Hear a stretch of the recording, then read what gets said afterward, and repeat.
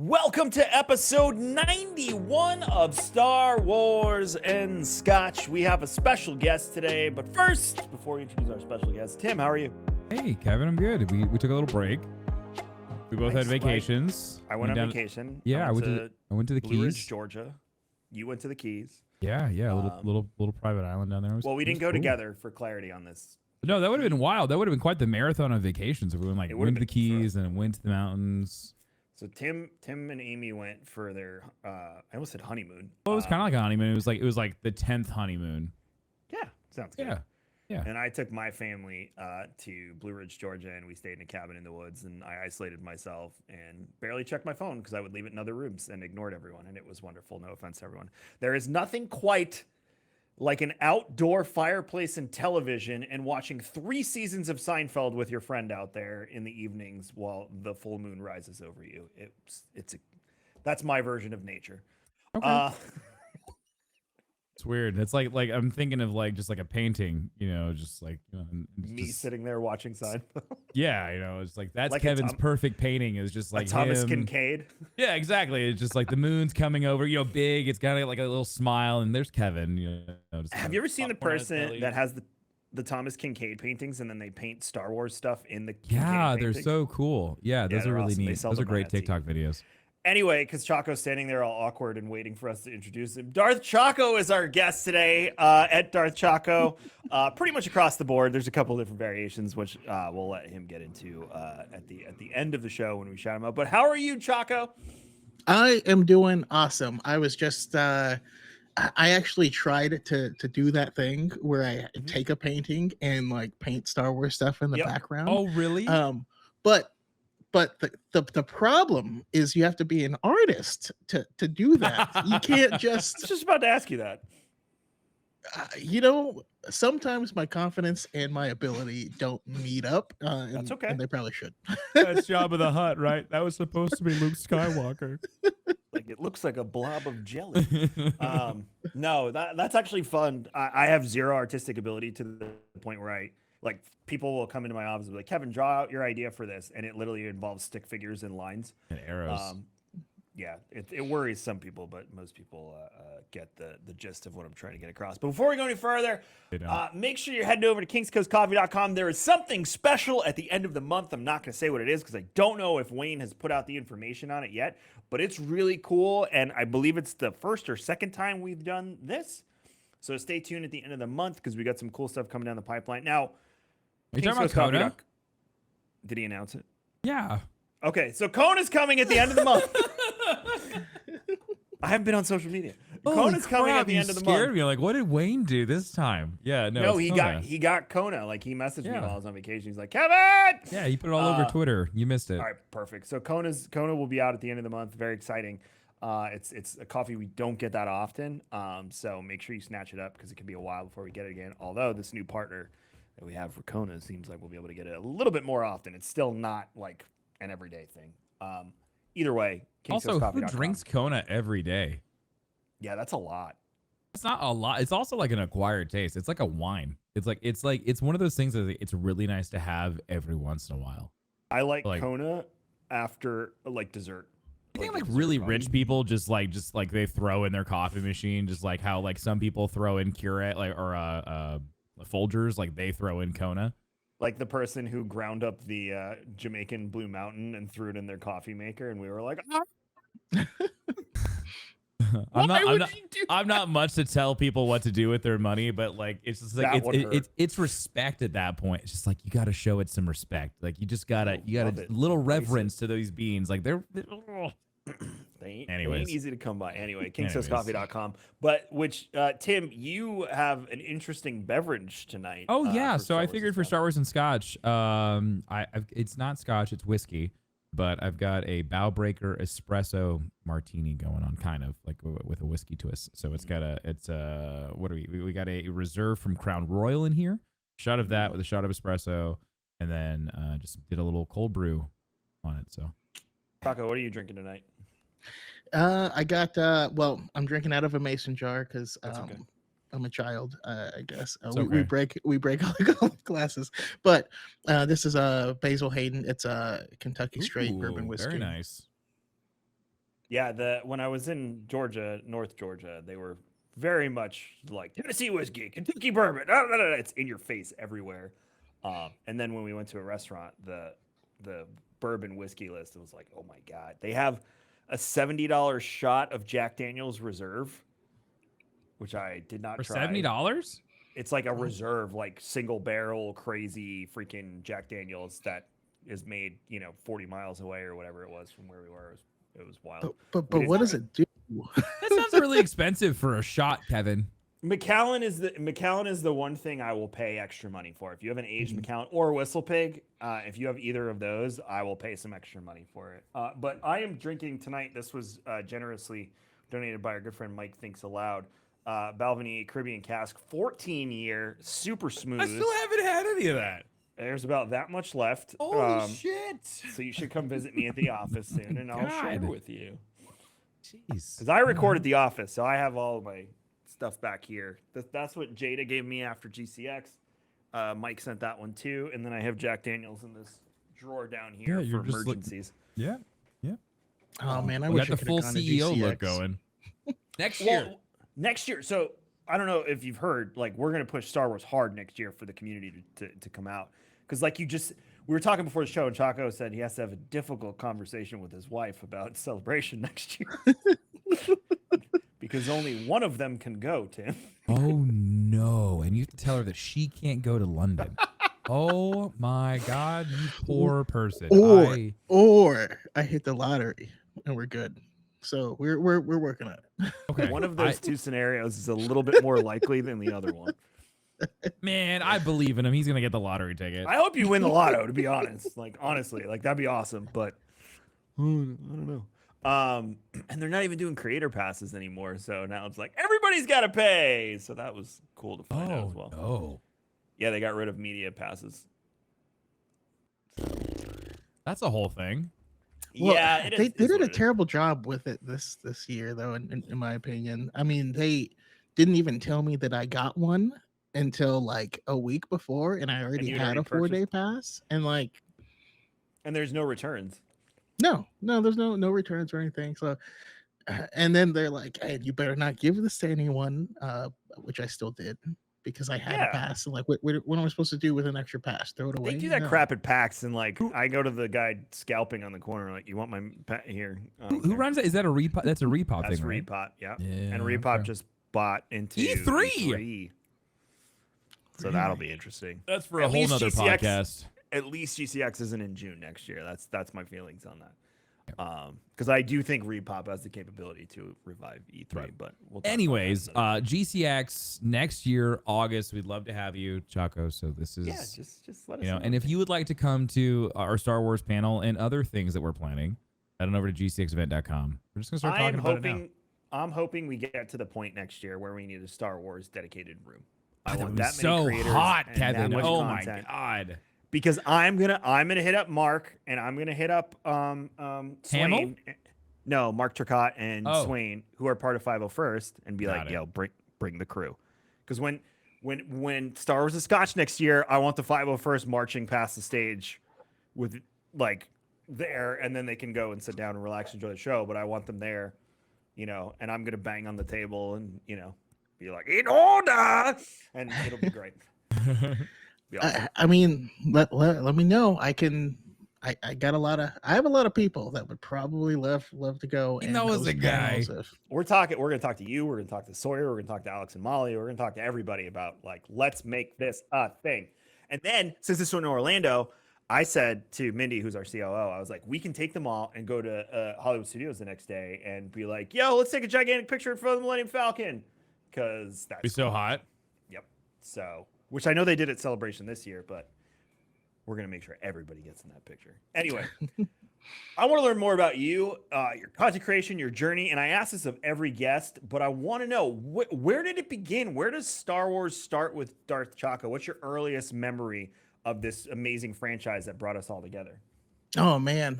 It started with my mom being a closet nerd. And my earliest memory is an old VHS tape with The Empire Strikes Back on it, like first copy, where You know, a Palpatine was a woman with a monkey's mask, the goggles, that whole thing. And just watching that until I broke the tape, just over and over and over again. There was like it was that I was always watching either that or the Labyrinth, which terrified me to death, but I'd still watch it, mostly because of David Bowie's pants. But yeah, so Empire was my thing growing up. Obviously, special editions and stuff start coming out, and so that's kind of my Star Wars that I grew up with, was the special editions and seeing those in theaters.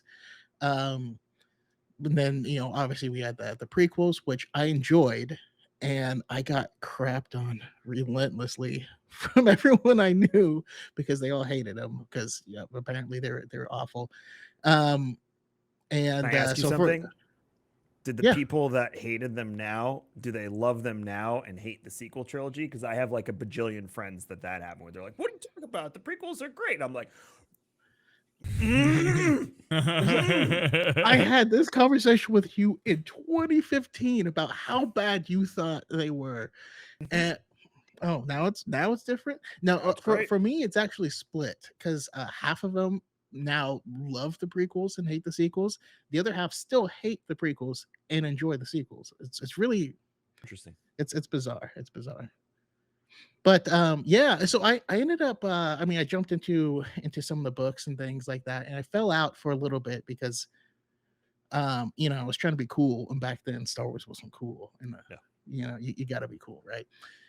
Until I started working a job that I was outdoors for most of the day. Living situation was kind of garbage back then, so I went to the gym all the time, and that's why I had headphones in, and that's when I discovered audiobooks, and Oh I no, another dove one back of you. into everything, and that got me back into buying all the physical books that I didn't. So, like, to date, I've read, you know, I'm at 143 Wow. EU books, Kevin's and just like you. Kevin does I'm the same thing. caught up on canon, including two that haven't come out yet. and and yeah, I mean, that's where I am now. I started making, you know, I always knew I wanted to start talking about it though, because I would listen to podcasts, and a lot of the podcasts I listened to were people that didn't read any of the books or anything, so they're speculating, and you're like, well, that's not gonna happen because he died over here, and like, you know, and I was like, I need to start just making my own stuff. And then the first thing I did is I went out and I bought a HyperX Quadcast mic. Had never even made a single video. Just like, whatever. I'm just gonna spend, you know, $100 on a mic, and that's gonna be my driving thing. And apparently it worked. Well, that and losing my job. But yeah, May 3rd, 2020 was my first video. That's awesome. 2 days before, I recorded a podcast with a friend. And then yeah, I made my first video on TikTok, and then my second video got like 350,000 views, and I was like, oh, content creation's easy. Yeah, okay. I was a little mistaken. Yeah. Yep. That's But awesome. yeah, it's been a really fun journey, and like, and I've been able to hang out and meet with I mean, I'm talking with you guys, the people that I would follow and look up to for Star Wars content are now mutuals of mine, and you know, the authors and all this stuff. It's crazy. It's been an awesome journey, though. I love it. That's so cool. Yeah, I can attest to that because a similar journey. You know, I remember I've told the story of seeing Luke's lightsaber. I called it a laser sword back in the day. I remember the braiding and the color of my aunt's carpet and all that stuff. But it wasn't until I started reading EU books when I was younger, because my friends would talk about it and they'd be like, "Oh my God, the Yuzong Vong, there's so much more to Star Wars than you know." And I was like, I need to know more of this because I'm a Lord of the Rings like lore junkie. I use the example too when I discovered World of Warcraft. I didn't just discover World of Warcraft. I was sitting on the toilet for 2 hours reading freaking WoW Wiki to learn the lore of the world that I was running around in.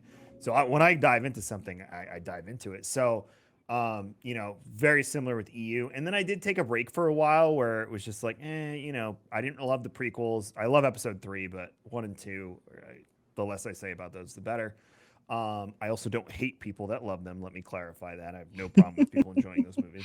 And then I got amped when they announced episode 7 and that J.J. Abrams was going to be directing it. Now, obviously, let down to a certain extent on some of the aspects of those movies, but I don't hate them. I don't shit on them for the most part. There are things that I don't like, but Star Wars, I always say, as a universe, is just a fun playground to be in. Even if I have to watch, I watched Phantom Menace last week. I hate that movie. I watched the whole thing.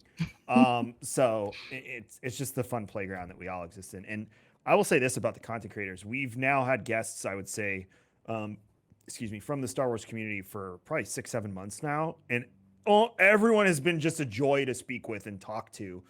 And that's been my favorite part of this, is getting to know folks like yourself who share this passion and this love of this IP. So it's just been awesome, and it's really cool to hear you had a very similar journey from like movie EU to break to now the newer stuff. Did you start creating content because of COVID? I have to ask, because you said May 3rd. So I'm curious, was it a COVID decision, or was it like, I'm home, I'm stuck, I may as well talk about my favorite thing? Was it like that?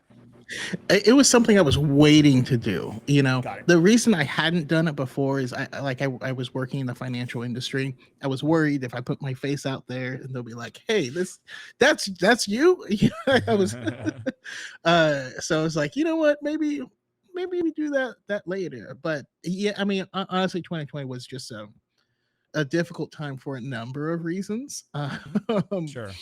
There was some stuff going on with people that looked like me that gave me a lot of anxiety. This was an outlet to build a community, and it's now that it's built, it's amazing. And that's so important. That's a beautiful thing you just said, is like Star Wars gave you that. And to me, that's so special and so indicative of what the intellectual property means to so many people. You know, one of my favorite lines in all of Star Wars is Rogue One.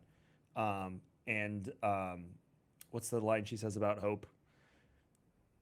Rebellions are built on hope. There you go. And then, you go back to Lord of the Rings and she's like, they say there is always hope. I read a book years ago. It was called Epic, and it basically said, like, it's woven into our DNA that we want the story of good versus evil, and we want good to triumph.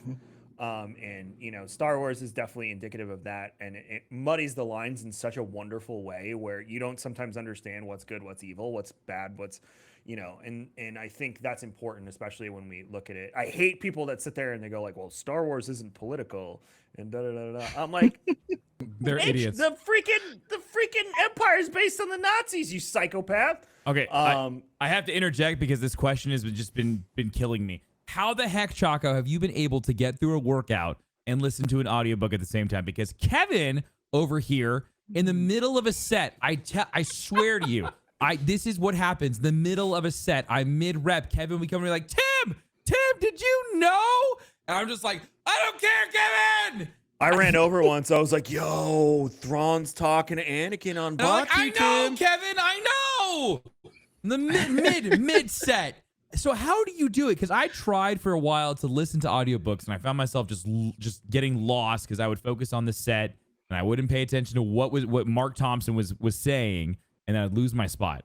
So props to you. How do you do it? Because props to you for being able to pull it off.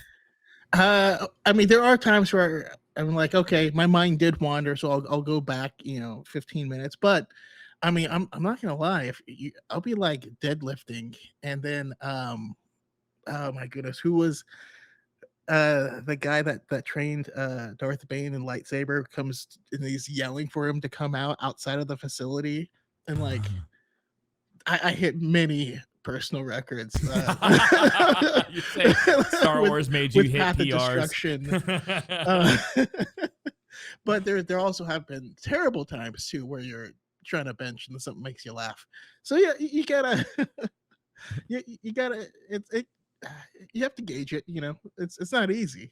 As soon as you said audiobooks, Jim, I was like, how does he do it? How? I think it's just like it becomes automatic to an extent, like the workout that you're doing, and the story is kind of like just being pumped into your brain. Oh, dude, when so I'm listening to you can Mark, visualize it, but you're just doing your work and getting shit done. I get so deep into it, I guess. You're a different breed of person. The other thing is I don't listen to them on normal speed. Oh, I don't either. I Um, listened to it 1.5. you have to find like, and sometimes it varies, book to book, but like when you find the right speed that's like at the same speed that you take in information, Yep. and you're not listening to someone say anything, you're just in it. Have, You're have just you like, have you ever just gone back and listened to it at normal speed? It so, sounds like so someone's my reading to you in slow motion. It's the weirdest thing. yeah, my I because I got my wife into it, and so like I'll hop in the car with her, and she's catching up on the High Republic right now, but she listens at normal speed, and I'm just like, I feel like I'm getting molasses poured on me or Yeah, it something. feels Like it's so slow. At normal speed. I can't do Yeah. 1.5 Yeah, I because do I like to soak 1.5. in the moment and I'll rewind sometimes. Like if I know I missed something, I'm like, I'll go back because I want it. I want the information, especially with I'm reading Shadows of the Sith right now, Choco. I'm like, I think I have like 8 hours left, and yeah, like I've rewound like 5 times because there's a lot of information in this book that would have really helped a lot of people through 7, 8, and 9. Don't spoil it. I'm not. I'm just saying there's a lot. Have you read it, Chuck? I'm assuming since you said you're all caught up on canon. yes, yeah. Yeah, so you know what I'm saying right now. There is a lot of information in this book that would have helped people get through 7, 8, and That 9. that would have helped. My stance on it still remains.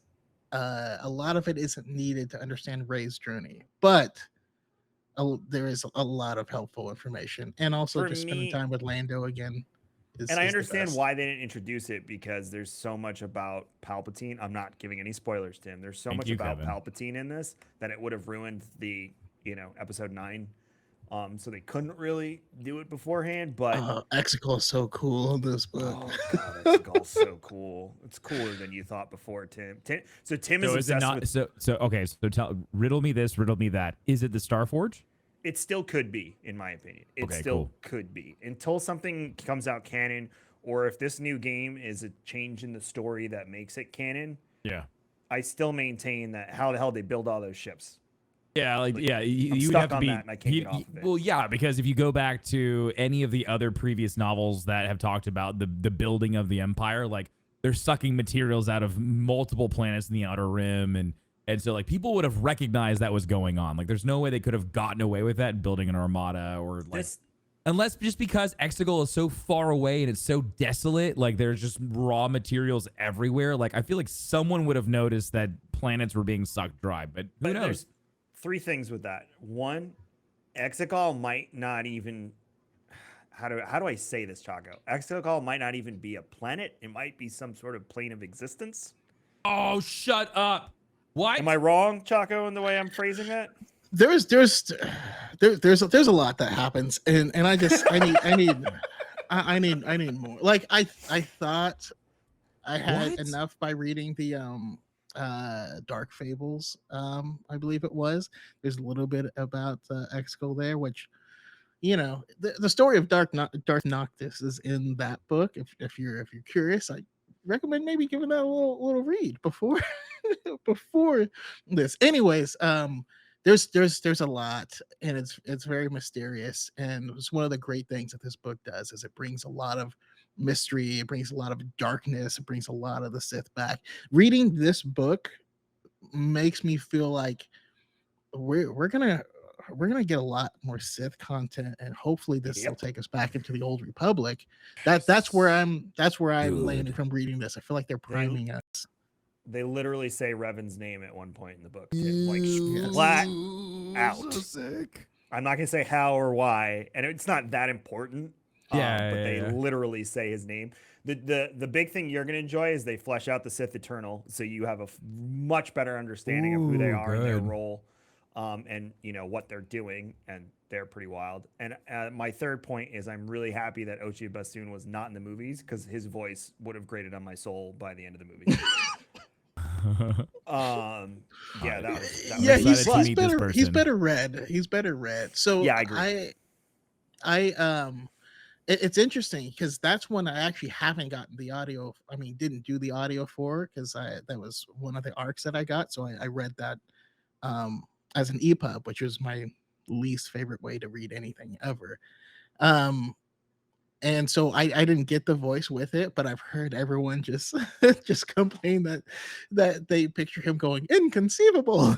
Yeah, that's what he sounds like. He sounds like the guy from Princess Bride. So it's Inconceivable. and it's really rough. He doesn't have a lisp, but it's really rough to like take him seriously. Yeah. Like there's a part where he does something terrible and he's like gawking like this while he's winging it, and then he does something terrible and you're just like, how did we get from that to that?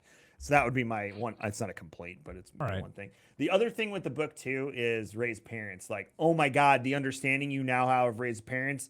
Like, all of a sudden, episode 9 is not so crazy, mysterious, and weird. It's like, I get it now. So, and I'm not even done. So, Chago, you can speak more to the fact that, like, if that's fleshed out further, which I'm assuming it is. It is fleshed out, but obviously we all know where their story Where it ends. ends. And Yeah. it makes you, and the more you read the book, the sadder you get. Because you're just like, that's how I'm feeling. Like, it's like almost like this weight get that I'm carrying anxiety. through the book. Yeah. Yes. Yeah, and it's just getting heavier and heavier because you know you're getting essentially, Tim, you know you're gonna get to the point where You're she's gonna gonna point get where they dropped die, off on right? Jakku. Yeah. Or they get Yeah. left. Okay. Yeah, so you know you're getting to that point. So Sure. you're just like this poor child. Yeah. And then the big thing is you when you experience the relationship she has with her parents, that's what's gonna make it hurt. Oh. So, oh no. Yeah, no, yeah. I'm gonna let you enjoy it, but and then Lando, it's good. It's good. What's one thing you really like is that a lot of the people that have been writing Star Wars books right now are clearly big fans of the expanded universe. So they 100%. will like throw in these little nuggets, and I just and then they're not needed, but like I squeal with delight when like certain things happen. I don't know if you're at the point, but yeah, certain things happen. It would heavily happen in Brotherhood as well. I'm on night side right now, and everything's going wrong in night side. I'll tell you that much. So that's where I'm at. But yeah, it's Tim. You're gonna love it because it really dives into the Sith. All right. And it talks about ancient Sith, which is why Chaco's saying there's a heavy it could be the avenue to. I've got to get through the emotional roller coaster that is Brotherhood first. So when I'm done with Did it hurt more because you just watched Obi-Wan? It does. Yeah. If anything, it makes Obi-Wan hurt even more. Did they do that on purpose? I think the release so. schedule? I think so. It is such an emotional punch because it not only does it really it really showcases the relationship between Anakin and Obi-Wan very well, but it also really highlights the relationship that Anakin and Padme had. And I think that's the part that hurts even more. Because it really shows the pain and the anguish that Anakin has with the death of Padme. Like that whole thing is just, it's like they go on a date, Kevin, and they talk about this date that they go on, and it's so cute and it's adorable, and they end up banging in the back of this speeder at the end, and it's just like, you know, it's like that. It's like a cheesy 80s rom-com, you know, or like just like like Grease essentially. You know, like that's how it felt, and it was so cute. And then it's just like, no, this is the dude that's gonna choke you out on Mustafar. So it's just like, again, it continues to build on Anakin's character and really humanize him and show just how much shit he goes through. So yeah, I really like it. It's a cool story too. It's really neat. Is Mace Windu in it? He's referenced quite a bit. He is actually Anakin and Mace. They really shows how much that Mace hates Anakin. Tim does not want Mace to come fuck back. Fuck off, Kevin. He's dead. I am just rooting so Oh my hard. God, I saw someone I don't want him to come back either. I don't want him to come back Mace either. Windu. I do too, but he got launched out a window. I saw a render of him and he was holding on to Grogu like in this like little like baby Bjorn. And then he had like this respirator mask on the front, and then he had like the scar down his side. It looked so cool, and I hated it. Yeah, I just don't want him to come back. But that'd be so badass if Mace was the one. I just love this. I don't know it's gonna happen. Like I just like the way that Filoni's been going. Like it wouldn't surprise me if Mace Windu shows up at this point. I would like to see Mace Windu as a big brown and red puddle on the Coruscant. That's how it should be. I hate this whole like, oh so no, dark. he just force caught himself. It's so silly. Well, okay. The other thing is, I know a lot of people want him to come back like to face Boba Fett, you know, like because he killed Boba Fett's father and stuff. But they already like hashed that out, and he's moved on. Like everyone's moved. Boba Fett's a hero now. Like he's a good guy. Like the way that they've put him up on Disney Plus is that he can't be a bad guy anymore. So if Mace Windu was to come and chop Boba Fett's head off, the guy that you have taking pictures with Star Wars fans at the theme parks, it just wouldn't end well. I did see this, and I agree with this. Someone said, you all want Mace back, but do you understand that if Mace survived, he will become the ultimate great Jedi because his anger will play a part. Oh, he'll kill everybody. But he could kill Anakin. Pretty, like, he could. Yeah, sure. And then, you know, he might want revenge on a certain Emperor Palpatine after that. And Mace fighting with anger, I think, is a pretty formidable opponent, but that's just my personal opinion. Yeah. But yeah, anyways, Brotherhood does a really good job of showing how much Mace really hates Anakin. And is I just Jar Jar in it? Fuck off. No, he's not in it. Yes, he is actually. Shit, he is. Yeah, he is. To block it out. They talk about at one point Anakin talks about his best, like one of his good friends is Senator Bings. I'm just like, oh no. Don't say it. Don't say it. Yeah, they talked about like how courageous or something, some bullshit about him, and I just rolled my eyes. It's miserable.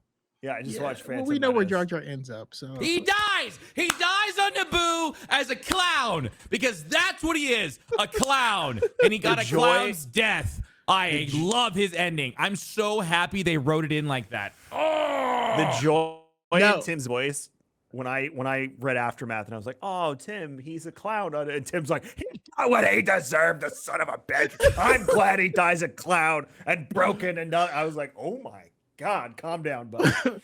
my favorite canon fact though is because Jar Jar was hooking up with Queen Julia, you know. yeah, he was. I've read that. Jar Jar has more game than Anakin.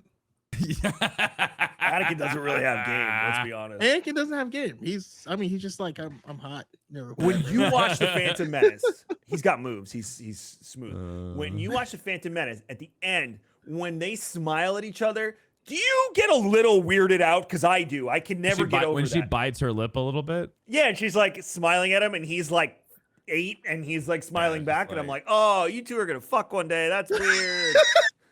You know, it's just like that. I'm watching Clintus. I thought you were playing Tarkov. No. She looks at him and she's like, "He's a 10." Right? He is 10, more like he it. is 10. Yeah. Oh my God. Yeah, no, I just watched it, like I said last week, and I was like, "Oh, no, I don't like that." Man, why did the Padme books do make that a lot better though. So that's one from book that I have P.J. yet Johnson. to read is any of the Padme books. Are they worth the time? I really enjoyed them.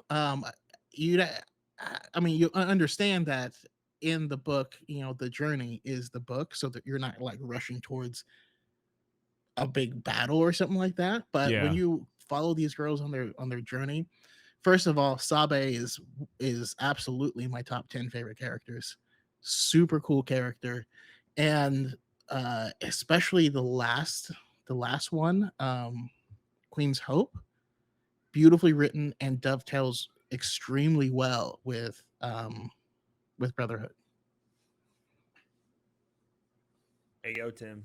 But you got to. I guess I'm gonna have to. I guess I'm gonna have to read the Padme books at some point. That one I was just like, I guess I was worried that her story wouldn't keep me hooked, because like her adventures that she went on in Clone Wars, like they were fun, but it wasn't. They felt like filler episodes to me. Yeah, right. They were just like filler episodes. Like her whole thing with her ex-boyfriend when they were on the banking colony planet. Like that entire story arc just felt so unnecessary. I was just like, okay, like, all right, so Anakin's jealous of this ex-boyfriend and she doesn't care, but they both do. So it was weird. It's just another one of those like Jar Jar Binks episodes where I just didn't need it. So that's why I've always been like, I've been putting off those books because I just didn't feel like it was worth the time. So the first one is like her just getting into the Senate and like kind of getting, you know, at least that was the first one released. The second one released is actually her story during the Phantom Menace. So all of the Phantom Menace stuff is happening in the background, and you find out like all back at camp where they're like the death toll is catastrophic. Like you see stuff, you see like one of them gets tortured and all this stuff. Oh Like, shit. Okay. um, yeah. So that happens, and then the third one, Queen's Hope, is starts at the wedding of Anakin and Padme, where you're like, Oh. and you get to see it's fascinating because you get to see it's almost like, all right, we have some serious problems and things that we need to talk about, but stuff is just happening. And like, so they never get, they're like, okay, well, we're going to push Yeah. that back. And that's how We're it gonna ties push into this back. Brotherhood. Oh, yeah. Yeah, definitely. Yeah, because like in Brotherhood, Kevin, like they get to a point where like we've been married and we have yet to hang out together. It was just like, oh, that's weird. It's so weird that you guys decided to get married just so quickly and really haven't even talked. Choco, how do you feel about the time jump with the new High Republic book? I have no idea what to feel about it, but it makes sense. So a lot of these High Republic books have all been referencing, like I even started to notice it because they're all like, yeah, there's a thing that happened like 150 years ago, or like, Yeah. oh, people wore these costumes. They were like a crazy death cult 150 years ago, but then they went silent. I'm like, we keep going back. Like, okay, that's cool or whatever. And so then when they announced it makes me really excited though, because especially after reading Eye of the Storm, So good. Markion Rowe is I love him. I love him so much. And I didn't think I would. I was like, how are you gonna introduce like someone who's like not a Sith or anything and have them be like a really credible big bad? And then they did. And he's like the Moriarty on the BBC's Sherlock, Yep. where he's like, Oh, wow. extremely is. intelligent, unhinged. You're like, does he have a plan? Like he has, it's not even a plan. It's like a set of goals and like a vague idea of how he's going to accomplish them. And he's just nuts. And I love him so much. Yeah, he was a shock to me as how much I enjoyed him, and then the Drengir, I was like, oh, good, the flood from Halo, cool. And then I read the God, they're so much scarier than that, dude. I'm bad with book names, but the second book, and I was like, oh my, Into the Dark. Yeah, Into the dark. I was like, they are terrifying. And then then they made a point to drive home numerous times. They're like, yeah, the Sith are scared of them. That's too. the part that I want to know more about that they really haven't touched on enough. Where it's just like the whole Sith interaction with the statues, and I want more of that. The confirmation that there is a Sith shrine at the beneath the Jedi Temple on Coruscant, I love and you're that. like, at some point you're gonna have to explain why Sith were on Coruscant. Like, there's so each thing keeps like it's unraveling, but it leads to more questions, and that's why I love Star Wars so much. It's just this beautiful tapestry that like there's so many stories that have yet to be told that are going to be incredible. It's why we're excited for Acolyte, because I feel like some of those questions will be answered with Acolyte. And then now that they confirmed, like, we're gonna dive into Ancient Sith, we're gonna go to Korriban in live action, which that's the part that I'm like freaking out over. The fact so that we're psyched, dude. finally gonna see Korriban and I'm not calling it Morban. I don't care what anyone says. In live action, I don't care. Once they said I could call it Korriban again, I was like, cool. Never calling it Morban, because Korriban's. I'm an old school KOTOR guy. It's Korriban. You know, and we actually had a conversation the about old this. Billy Madison joke. Korriban, more like Morban. We had a conversation about this on the last episode, and I said that's why I like the idea of calling EU legends, because these are stories and myths that can exist in the universe. And, you know, at some point they do have truth to them. And I think that's what Disney is eventually going to do, or Lucas, I should say, is going to flesh them out over time. And we're firm believers, too, that they realize they screwed up a few things early on, and that they do need to provide some level of fan service from the EU and put it into the modern universe. And, you know, how do they incorporate characters like Kyle Katarn and Mara Jade and folks like that? And obviously Revan is canon now. It's just a matter of what part of Revan's story is canon and how much has changed. So I have a feeling we're going to see a lot more of that, where the familiar characters return and they are themselves, but their stories are changed because the timeline is different. And I mean, I'd Kevin, love... if you haven't read Brotherhood yet, I definitely encourage you to. You can tell Mike Chen was in love with the Revenge of the Sith novelization, when he Okay. wrote it, and it's beautiful. But sorry, I didn't mean to cut you off. No, really you're good. fine. It's a great book. It's that one. I have this one, and then I got to read. I'm gonna read finish the second Thrawn book, and then I'm gonna go into Brotherhood after that. But yeah, it's just bringing all this stuff to light. Now, I'll ask you another question. Do you think the KOTOR remake is going to be a canon version of that story for Disney, or is it going to be a straight just remake Final Fantasy style, and they're gonna be like, this is not canon, this is just for fun? I don't think it's going to be canon. I wish it were. I wish it would. And I will be very happy to be wrong, but I don't think it will be. And I honestly feel like it would be a smart move just to remake it as it is. I feel like the fan base can't. Certain elements of the fan base couldn't handle it, even if it's a far superior game with gameplay mechanics and stuff like that. I feel like there's going to be people spreading hate regardless. I think certain elements of the fan base may have shot themselves in the foot by being so aggressive please in certain expand. things. Well, if all you do is spread hate on anything that's been changed, and like, Princess and Scoundrels, a book that's coming out, and I saw so much hate of like this. They're just taking away the courtship of Princess Leia, which is a weird book, and it's not. It's not even talking about the same event or anything like remotely close, but like I feel like they've scared Disney into saying we just need to tell new and different stories, and I think that's actually a better idea, in my opinion. I'm fine with new and different stories. I do like the idea of taking old characters and putting them into these new stories with a basis of what we knew before, which is why. So here's my thing with KOTOR, and here's why I do think it'll tweak the story to make it canon to fit into their version of storytelling, is because the amount of people that are going to play this game, there's no way to tell them it's not canon. Like, you can tell them it's not canon, but that will not process. That's the whole thing with like Fallen Order. Could you imagine if Fallen Order wasn't canon and then tried to like tell that story, and like people are like, no, it happened in this game though, and KOTOR and like all this stuff. Like, I feel like that's really hard for it to not be considered canon at that point.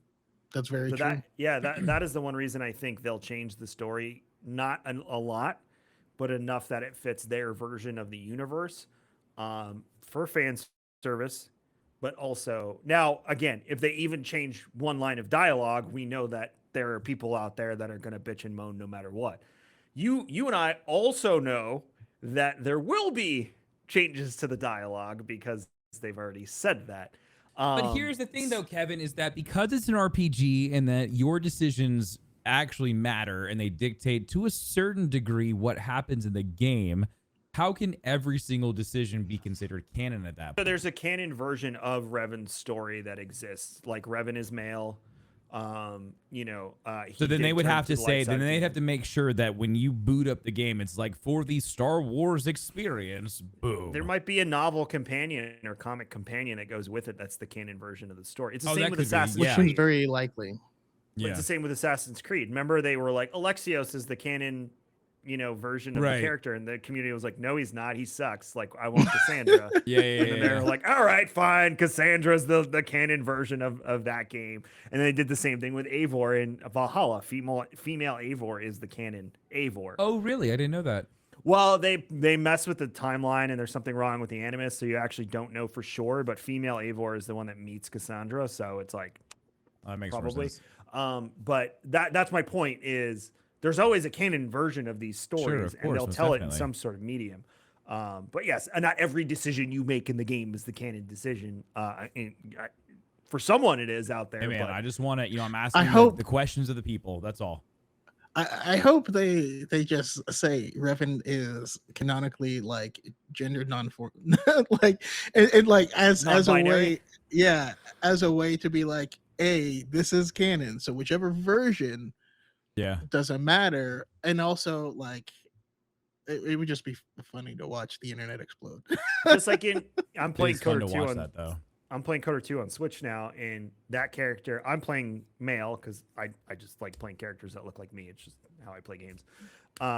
But in EU lore, it was female. Her name was Mitra Surik, and you know she was the wound in the force. Blah blah blah blah blah. So there are canon versions of storytelling. It's just a matter of which one Disney. And I could be completely wrong, and Choco could be right, and it's just. And Alex said the same thing. Like they could be like, nope, it's just enjoy the playground of a modernized version of one of your favorite games, and you know, cool. But the other side of the coin for it too is Disney doesn't ever do any, or I should say, Lucas doesn't ever do anything not on purpose. And the amount of Revan that seems to be ramping up the hill all of a sudden is becoming. Yeah. When I heard his name in the book, I was like, ooh. Okay. Well, they have to, especially when they open up the like the teaser trailer is Revan like with the logo. I mean, like that to me seems like they're just getting ready to pack it all on. Like that's gonna be like that is gonna be their drive home, is that he's back, he's here, it's canon, it's Star Wars, like this is it. Because we thought it was when they released the Black Series lightsaber. Then they came out with the news. Yeah, because we were harping on that for a while. We're like, look, it's canon. They put it on a whole lightsaber on a box. There's his face. Yep. It's official. It's in Target. You can get it. Then they had one of the legions of Sith troopers named after him in episode 9. Mm-hmm. Then we heard about the concept art that had all of the Dark Lords on the temple in Exegol. Like Malik was on there. Nihilus was on there. Hi, Sawyer. And all of them. So it's her favorite character. She just can't get enough of him. Yeah, so I did a podcast like, with why her you like him? Where I wore a mask. Bravo. I was like, oh, I have to grab something really quick, turn off my camera, turn it back on with the mask, and like her face was priceless. But yeah, all the Dark Lords were on there. And then if we're gonna go to live action Korriban, and you know Yoda, we've seen Yoda in canon on Korriban as well. When you go to the Valleys of the Dark Lord, those temples are for Sith. Yeah. If I remember correctly, it was oh god, I don't remember correctly, but it's for Ajunta Paul is one. I can't remember. Mark Aragnos have one. Mark Aragnos is 2. There's 2 others that I can't remember. Anyway, but that Valley of the Dark Lords. If you're going to Korriban, you're going to the Valley of the Dark Lords. If you're going to the Valley of the Dark Lords, you're probably going in one of those temples. If you're going to one of those temples, there's a ghost of a Dark Lord sitting in that temple. And so, I mean, there is one more reason that I don't want it to be canon, because I would love if you could take a character like Traya and put her after Rise of Skywalker. Like whatever order Rey puts together, if they have to face off against someone that thinks the Force itself is the problem, I think that would be like a really fascinating story, and I would love it to be told there. But that's just my personal splitting head canon. It's a completely different game when you know what she's doing. It is a completely different game, because I'm playing it now and I'm just like, no, I know what you're trying to do, you bitch. So let's move to news. Okay. We got, first of all, did you guys hear about Taika Waititi asking Natalie Portman if she wanted to be in his Star Wars? Yeah, apparently he forgot the whole thing of her being a part of that. On set for Thor, he pulled her aside. And I hope she looked at him and was like, bro, I'm Anakin's fucking mom or wife. Hey, bro, Luke Skywalker's mother. Star Wars movie I'm making. Maybe. So, yeah, that was pretty funny. But in reference to Taika's movie, he said, if it's not ready, it's not ready. With Star Wars, we don't want to rush. It's something I wouldn't want to just leap into and not feel that it's unique. It's my film, and it makes sense, because that would be a disaster. I'm writing at the moment, so I'm going to do my best to come up with an idea that everyone loves. That comes from comicbook.com. And Taika's also said in the past that his story is going to be original. He's not going to rely on characters that we know. So he's going to bring us to a new place. Choco, what does that say to you about the story he's going to tell? I mean, he does love Star Wars, right? Even in that interview, he later starts joking about like, maybe I'll tell him the backstory to Jar Jar Binks in Attack of the Clones. He literally says that in that same interview. The amount of people that tagged me in that interview, I was so... Did you know Taika Waititi's making a Jar Jar Binks movie? I'm like, you idiots. He's not. You guys are dumb. Oh, I was so mad. I was throwing hands. I was throwing so many hands. No, but I do. It makes me really excited, because he's a very creative guy. Like his mind is inside of his mind must be wild beyond belief. And I don't. I almost hope he tells a story of like the Wills or something like that, or Yeah, he's one just that could goes. do crazy enough things to make that work. Yeah, it makes me really happy though that he's not going to rush it. It's not on a schedule or anything like that. And also that it's going to be a unique story. I think a lot of the success of all of these franchises is because people are walking into them without preconceived notions about these characters, and they're able to let the story tell them what the expectations are. And if you have that, I mean, that's why I think DC has been having trouble, except with people like Peacemaker, who no one cared about. Yeah. That's why Mando is so popular. And I think, you know, the more unique and interesting stories that we get, I think that's just better. Yeah, and you make a good parallel with DC. It's like it's similar to Star Wars. While it is cool to see Luke and stuff, they're not making content around Luke. Don't get me wrong. I love the new Batman movie. I'm a huge Batman fan. But how many damn times are we going to retell this story? Now, the one thing I did like about this Batman movie is it was year 2. We skipped everything that every other Batman movie does to get to a point where we know who he is and we understand it. So I think that's why it did succeed. But like, I think I they just heard me watched online say that if I have to watch that damn pearl necklace get fly up in broken, the air. I will walk out of the theater if you show that. Dance with the devil in the pale moonlight. So yeah, no, I think, if we do it intelligently and bring familiar characters in, but at this point we have the High Republic, which is essentially a blank slate sans Yoda. Let's keep telling stories there. Let's go back to the Old Republic and flesh out what Disney's version of the Old Republic is going to be. Yeah. So I'm all for these original stories and getting as far away from the Skywalker saga as we can. And I don't even mind if we're in the Skywalker saga timeline, but telling a different. That's why I like Bad Batch. Bad Batch is fleshing out some cool stuff. They're really circling the drain when it comes to cloning and what is cloning. I really hope we see a floating hand next season. I just really like in the background. God, I want that. Yeah, I want Luke's hand floating in the tank. Because I think they're not going to focus on anything cloning in Mandalorian because they're going to talk about Mandalorians. I swear to God, if they break off from anything Mandalore during that season, I'm going. If we get some mid-season, the gang leaves Mandalore to go do another bullshit adventure, I'm gonna be pissed. Well, we know Din has to go like purify. So for some reason, this entire episode's about Ahsoka. I don't know why. But oh God, I'd be so upset. I'd be so mad.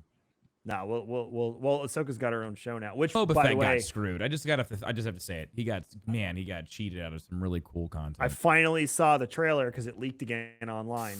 No, okay, I know you saw it, Choco. Don't rub it in.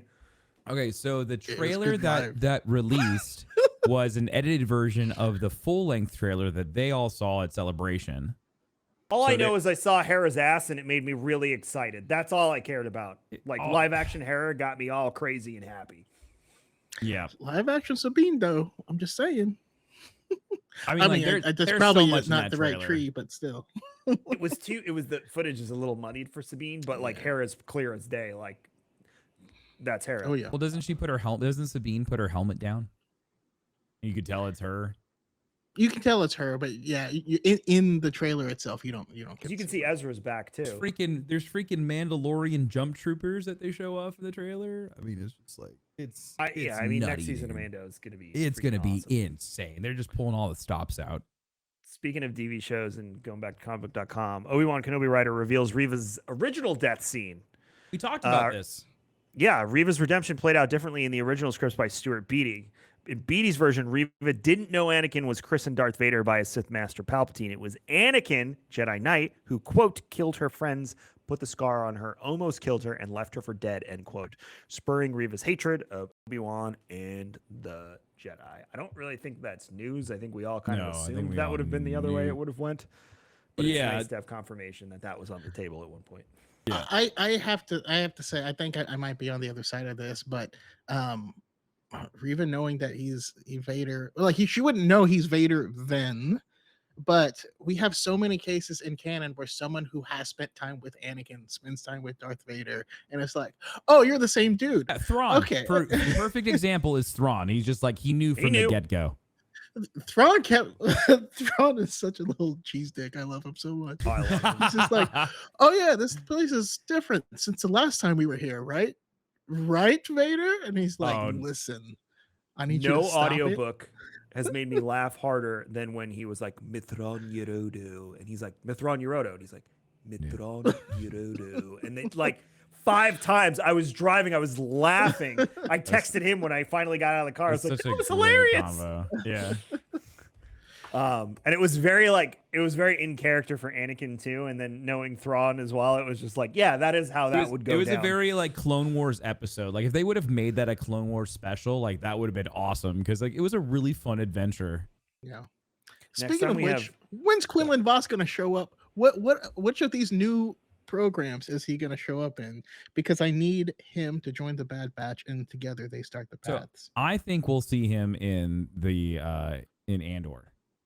I think we'll get a little showcase of him coming up soon. I think we'll get more of it, but I think like I think he's full on in animated. I don't think we'll Could get be in like a Ahsoka, long. too.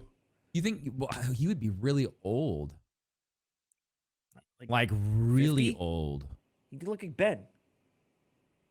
Don't talk about Broman like that. No, not that Ben. Oh, Kenobi. Ben Kenobi. Oh. He'd be like that old. I always wanted him to be in Mando, because if they picked him up to help out with Grogu, and he's like an old grizzled like He's just sad high out of his uncle mind the who's whole like time. With like really Yeah. long dreads, like down to below his really ass. long dreads. He's just like he's high out of his mind. He smokes nothing but space weed.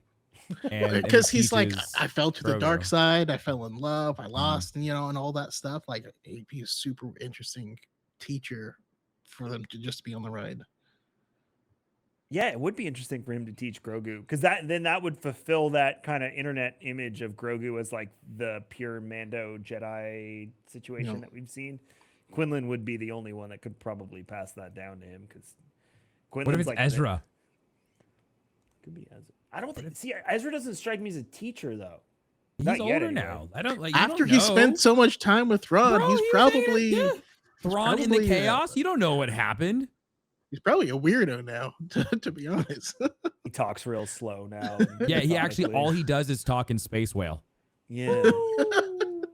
Ahsoka, we must go to the next port. I can't wait to see what happened with Thrawn. I'm very very excited for that. Oh, he'll 100% be in that show. She doesn't walk up to that what was that lady's name? Shove the lightsaber in her face. Magistrate? Where is your master? Where is Admiral Thrawn? Grand Admiral Thrawn. So good. This comes from StarWarsNewsNet.com. Diego Luna and Genevieve O'Reilly on why it was important to tell the Andor story. Look, you don't have to convince me, but I'll read it anyway. Luna said, even though it's called Andor, it's about a revolution. It's an ensemble. It's about a group of people. It's about community. You'll have the chance to meet many characters you don't know and visit places you don't know existed in this galaxy. Sick. O'Reilly, who plays Mon Mothma, said, the idea of learning about this character for me as much as for anyone. Also, by the way, she looks exactly like Mon Mothma. That's just amazing how they did that. I'll continue reading. Through a long-form narrative was really interesting. We have now the chance to get to know the woman. Previously, she was a bit of a pillar or maybe even a statue. I love that now we get to excavate that little bit and learn about the human being, the woman behind the gown, if you will, which if you read Aftermath and some of the other books, you get to see a different side of her as well. So Very much so. Flesh that out a bit more. Yeah. Before we get out of here, what are your expectations for Andor, Choco? Like, what are you feeling is going to happen? What are, similar to like you said with KOTOR, like you wouldn't be mad if it happened, but you don't think it's going to happen. Like, give us your full, like, this is what I'm thinking about Andor.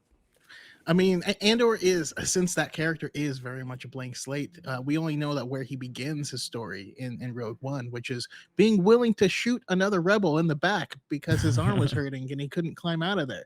And you're like, that's some dark stuff. We'd have to see how he got to that point. Also, him saying, I've been in this fight since I was 6 years old.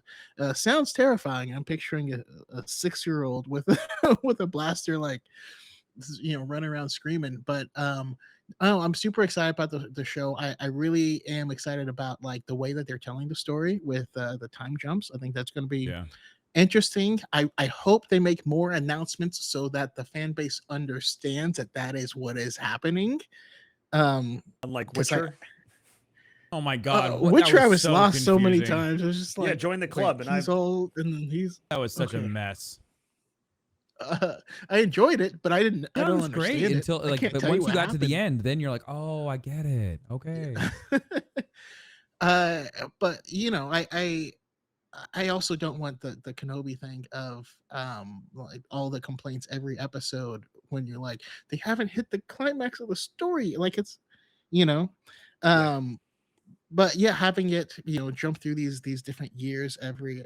And I'm rereading Catalyst at the moment, and then I'm So trying to get good. other people Oh my in to God. reread Catalyst and then Rebel Rising leading up to it, so we can spend time in this world. And the politics at this period of time are crazy, and we've Mm. never seen them. We're Right. watching, you know, the whole Senate become nothing, you know, kind of dissolve and not have any power. We're seeing there's still separatist holdouts in different places. We're Mhm. seeing the Empire plant weapons in these like places so that they can come in and take over. There's a lot of really crazy things happening on the politics side that I think is really fascinating. So I'm super excited. Yeah, we've talked about almost the romanticization, whatever the word is, of the rebellion, and how it's always glorified in almost this very light way of like, yeah, they fought back and they won, they beat the space Nazis. But in reality, I think what he says in Rogue One is so important to the crux of the show is like, I've done terrible things in the name of the rebellion, like, and I think we're gonna see those terrible things. Yeah. Like you said, he's been in the fight since he was 6. He was ready to shoot the guy in the back just to get out. Like we're going to start to see how desperate they became to overthrow the empire and the things they had to do it. So I think, yeah, the political side of things will be very interesting. Do you think we're going to see Bail Organa in this? I think we're absolutely going to see Bale. And I don't see any way we can make it out of this without seeing Saw Gerrera. He's We have to 100%. Organa. Yeah, no lies, deception. But I mean, character journey too for Saw. You go to Clone Wars and you're like, that's the same guy. Yeah, And then right. you go to Rogue One and he's like just a broken shell of the person. And you we kind saw of in get Clone like the Wars. in between in Fallen Order, where he's kind of Yeah, a like little he's bit. starting Yeah. to show like he's more machine than man, kind of just a little bit. Oh man, in Rebel Rising, when him and his group, they just basically they just run up into a party and just like mow down everyone, and you're Sounds like, like a Saw Gerrera thing. whoa, like this is dark. And he's like, you know, in order to beat them, we have to use all their tricks. Like he is the epitome of, you know, becoming the very thing that you're trying to fight. Yeah. Yeah, and I mean the conversation with the Imperial pilot in Mandalorian shows that when he calls them terrorists, or is it? Mhm. Yeah, it was Mandalorian. You know, we've never looked at it that way ever, not once. And then in that moment, you're like, oh shit, there is probably a large group of people in the galaxy that have the opposite opinion of the viewer, and do view these people as terrorists for reasons just like Saw Gerrera, who's going around using their own tactics against him, like you said, becoming the very thing he's fighting against. And that's why the Battlefront 2 story would have been so good. Agreed. Because that would have been our Empire story of showcasing why the rebel, you know, in their eyes are bad people, and we've still yet to get a really good story from the Empire's point of view. Did you get that book though? The Inferno Order or Inferno Squadron? Yeah. Yeah, I did, and I didn't like it. Because it still gave, like, it started to give doubt as, like, they started to doubt themselves as, like, what they were really doing for the Empire. But, like, originally when that single player campaign was written and it was advertised and everything, it was supposed to be the story from the Empire's point of view. Yeah. And we have still yet to get a really good from the Empire's point of view, how they look at the rebellion, how they look at the rebels, how they look at all of these things, because we always get it from the rebellion's point of view. It's just like World War II documentaries. I love to see World War II through the eyes of other factions, just to see, just to understand, like, what is it like, what was it like for them? Is that I the think story the of, like, best way to burning see Khan and that. stuff? Hold on, what was the question, Kevin? Sorry. Is that the story of, like, burning Khan and stuff that they talk about with Bill Burr's character in Mandalorian? Is that book? Kind of, yeah. So I mean, like the whole idea for it was, like, again, they still haven't told like a good story, and like that's what I'm hopeful for is like in Cassie in the Andor show, they do show it from the other point of view as to like them fighting these guerrilla terrorists. What were you gonna say, Choco? Yeah. I'm sorry. I was gonna say, I think the best place to see that is, and obviously it's still the majority of the book is from the hero's point of, from the rebels point of view, but Alphabet Squadron, specifically the last book in that is one of my favorite Star Wars books of all time. But you spend time with Imperial pilots who are like, we're here because this is all we have left. Like the war is over, everything's done, right?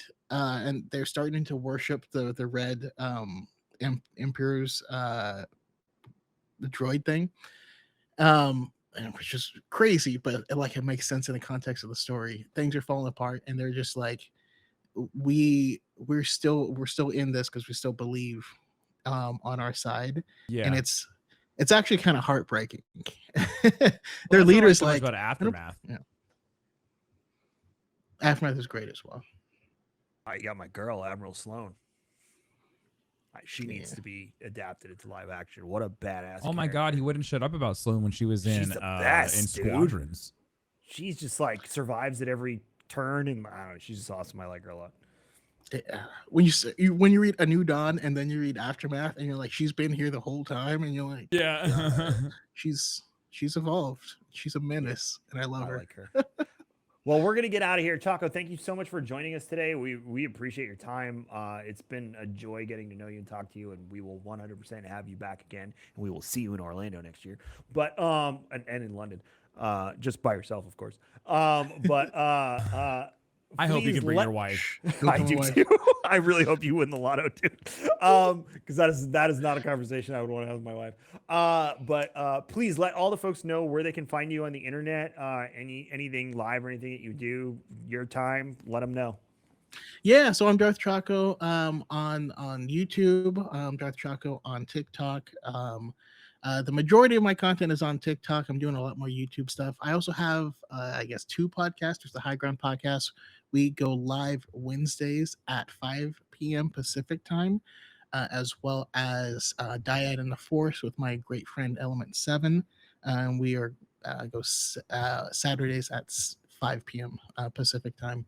But yeah, we talk Star Wars and we go deep into lore, and we'll be hosting a insane trivia contest, and y'all are going to be invited. Oh, cool! Please, oh my God, I would love to do that. I'll get absolutely hammered by people that know way more about Star Wars than me, but I'm down to get. What we're going to do is it's going to be the Dyad trivia tournament, right? So it's going to be teams of 2. Jeopardy style, and I don't want to be on team. I don't want Kevin on my team. Oh, you guys can find other people. Be like, dear Sawyer, dear Alex, dear Molly, don't join with Tim. They join were my with friends me. First. Go away. Yeah, he's not wrong.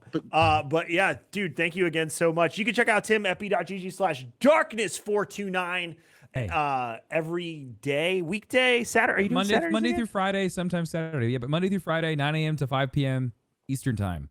If you follow him and make sure you do, it'll tell you when he goes live on your phone. If you have the app, it just goes boop, Darkness429 is just going live. So you get notifications. That's awesome. Just do that. Yeah, I'm one of those people. Sick. The few, the proud. No.